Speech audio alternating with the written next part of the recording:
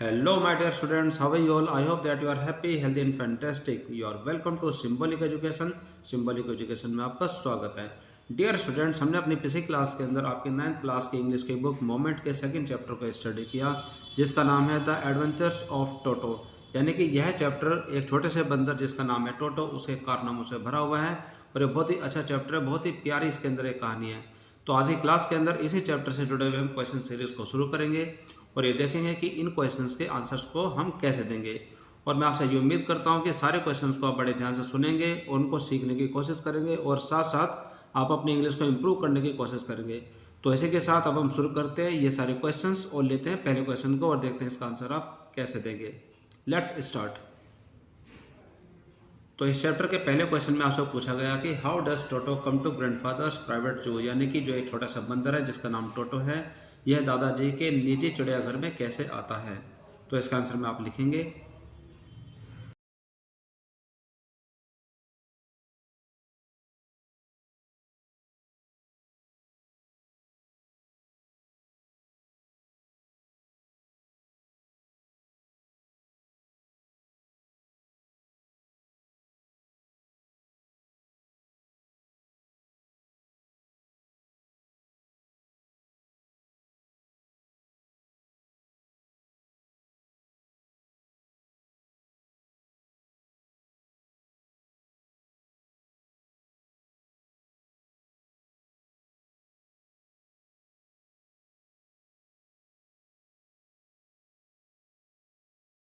इस चैप्टर के पहले क्वेश्चन के आंसर में आप इसमें लिख सकते हैं कि grandfather loves animal very much. यानी कि इस कहानी के अनुसार जैसा कि बताया गया है, जैसे कि आपने इसमें पढ़ा भी होगा कि दादाजी को जानवरों से बड़ा प्यार होता है.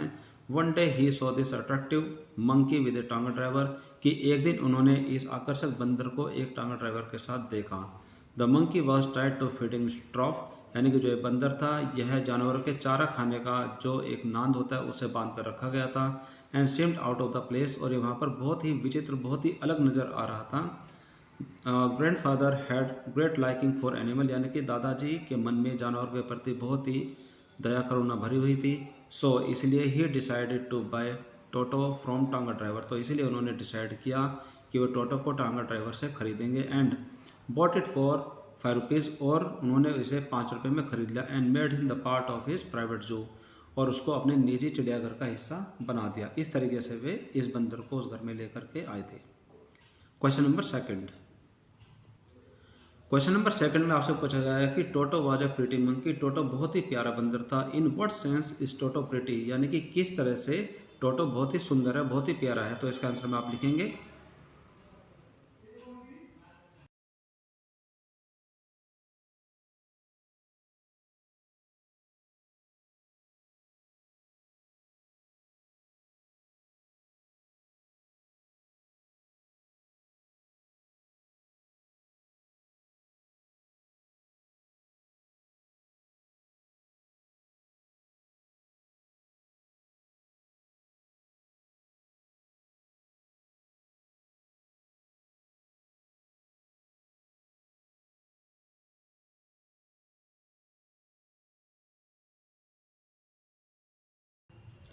क्वेश्चन नंबर सेकंड का आंसर में आप इसमें लिख सकते हैं कि Toto had bright eyes sparkling with mischief. यानी कि जो टोटो की चमकती आंखें हैं उनमें शरारत भरी हुई है, वो हमेशा शरारत करता है.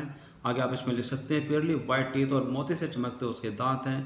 Quick and wicked fingers. और जल्दी जल्दी चलने वाली उसकी उंगलियां हैं. And a gracious tail. और बहुत ही प्यारी उसकी एक पूंछ है. Which served as a third hand. जो कि उसके लिए एक तीसरे हाथ का काम करती है. The smile of Toto was so cute. Toto की जो मुस्कुराहट है वो बहुत ही प्यारी है. And frightened elderly Anglo Indian woman. और यहाँ की बूढ़ी औरतों को वो बहुत ही ज़्यादा डरा देता है अगर वो उनके सामने मुस्कुराए. तो आगे आप इसमें लिख सकते हैं all together all this quality. ये सारी विशेषताएं, ये सारी क्वालिटीज मेक हिम प्रिटी. उसको बहुत ही सुंदर बनाती है. Question number third.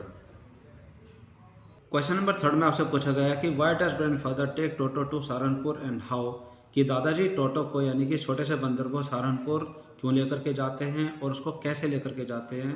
Y does the ticket collector insist on calling Toto और डॉग. यानी कि जो टिकट कलेक्टर होता है वो किस तरीके से मजबूर होता है कि टोटो को कि वो कुत्ता बुलाए. तो इसका आंसर में आप लिखेंगे.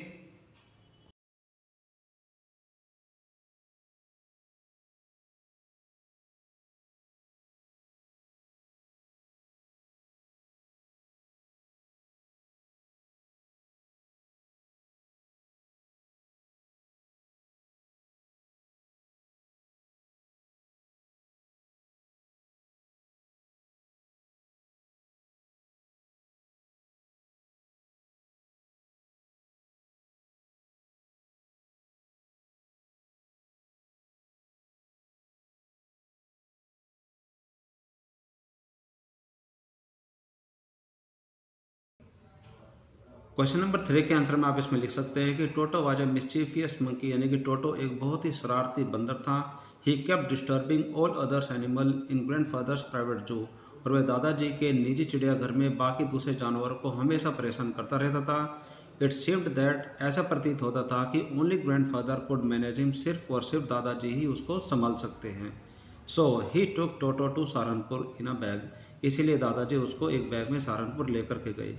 आगे आप इसमें लिख सकते हैं कि the ticket collector called Toto a dog, कि टिकट कलेक्टर ने टोटो को एक कुत्ता इसलिए बुलाया as the monkey did not qualify the category of human being, यानी कि जो बंदर था वो मनुष्य की कैटेगरी में, यानी कि मनुष्य की श्रेणी में नहीं आ सकता था, इसीलिए टिकट कलेक्टर ने उसको कुत्ता पुकारा।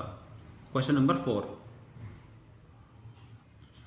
आगे नेक्स्ट आपके सामने क्वेश्चन नंबर 4, जिसके अंदर आपसे पूछा गया है कि how does Toto take a bath, यानी कि जो टोटो जो बंदर होता है वो नहाता कैसे है, वो कैसे नहाता है। Where has he learn to do this, उसने यह सब कहाँ से सीखा, वह कहाँ से सीखता है। How does Toto almost boil himself alive, और टोटो कैसे अपने आप को लगभग पूरा का पूरा जिंदा का जिंदा उबाल लेता है। तो इसका आंसर में आप लिखेंगे।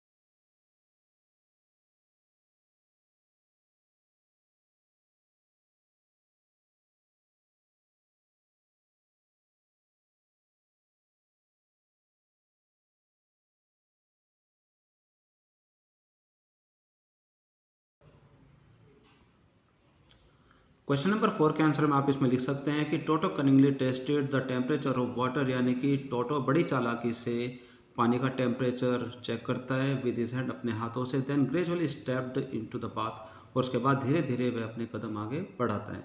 आगे आप इसमें लिख सकते हैं कि ही स्टेप्ड फर्स्ट 1 फुट, यानी कि सबसे पहले उसने पहले कदम को बढ़ाया। देन द अदर, उसके बाद उसने दूसरे कदम को बढ़ाया। until he was into water up to his neck, और अपनी गर्दन तक वो पानी में चला जाता है। आगे आप इसमें लिख सकते हैं कि he learned it all from the author, यानी कि उसने ये सब इस लेखक से सीखा है जो कि हमें एक कहानी सुनाता है। someday, किसी एक दिन टोटो got into a large kitchen kettle, और किसी एक दिन जो टोटो है वो किचन में रखी बड़ी सी केतली के अंदर चला जाता है। विच वॉज ऑन फायर, जो कि आग पर रखी हुई थी। टू बॉयल वाटर, पानी को उबालने के लिए। ही इंजॉयड द वार्म वाटर, पहले तो वह गुनगुने पानी का इंजॉय लेता है, उसका मज़ा लेता है। But when the water turn out to be hot, लेकिन जब पानी धीरे धीरे गर्म होना शुरू होता है। ही जंप्ड अप एंड डाउन, वह ऊपर नीचे जंप लगाता है। Suddenly the grand mother arrived at and pulled him out of half boiled condition, और सडनली वहाँ पर दादी जी आ जाती है और उसको आधे उबले हुए कंडीशन में, आधे उबले हुए हालत में खींच करके उस केतली से बाहर निकालती है। Question number 5।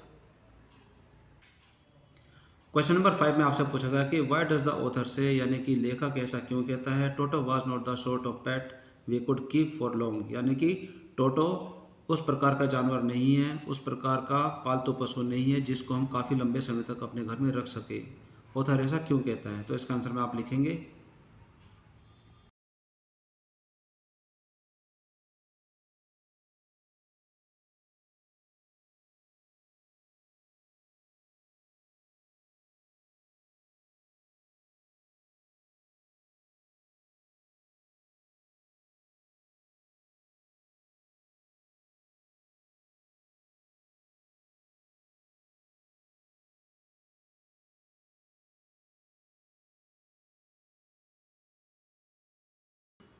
क्वेश्चन नंबर 5 के आंसर में आप इसमें लिखेंगे कि author sentiments about toto prove itself, यानी कि जो लेखक के जो भावनाएं है टोटो के प्रति वह खुद ही स्पष्ट कर देती है। If we take Toto misdeeds into consideration, अगर हम टोटो के किए हुए कारनामा को ध्यान में रखते हैं nobody could afford the frequent losses, यानी कि कोई भी ऐसा व्यक्ति नहीं है जो कि उसके लगातार नुकसान को सहन कर सकता है। He disturb all the other animal too, और वह बाकी जानवरों को भी बहुत परेशान करता था। ऑब्वियसली ये बिल्कुल स्पष्ट है, Toto was not the sort of pet, यानी कि टोटो इस प्रकार का पालतू जानवर नहीं है। We could keep it for long, जिसको हम काफ़ी लंबे समय तक अपने पास रख सकें। सो माय डियर स्टूडेंट्स, आज की क्लास में आपने देखा कि आपकी 9th क्लास की इंग्लिश की बुक मूवमेंट के सेकंड चैप्टर, यानी कि जिसका नाम है द एडवेंचर्स ऑफ टोटो, उससे जुड़े हुए क्वेश्चंस के आंसर्स हमने कैसे दिए हैं। आई होप आपने सभी आंसर्स को बड़े ध्यान से सुना होगा और एक एक सेंटेंस को सीखने और समझने की कोशिश की होगी, और साथ साथ आपने अपनी इंग्लिश को भी इम्प्रूव करने की कोशिश की होगी। It's really very simple to understand all the questions answer. अब हम मिलेंगे हमारी अगली क्लास में with a new chapter, with a new topic. Till then take care, bye bye, have a nice day.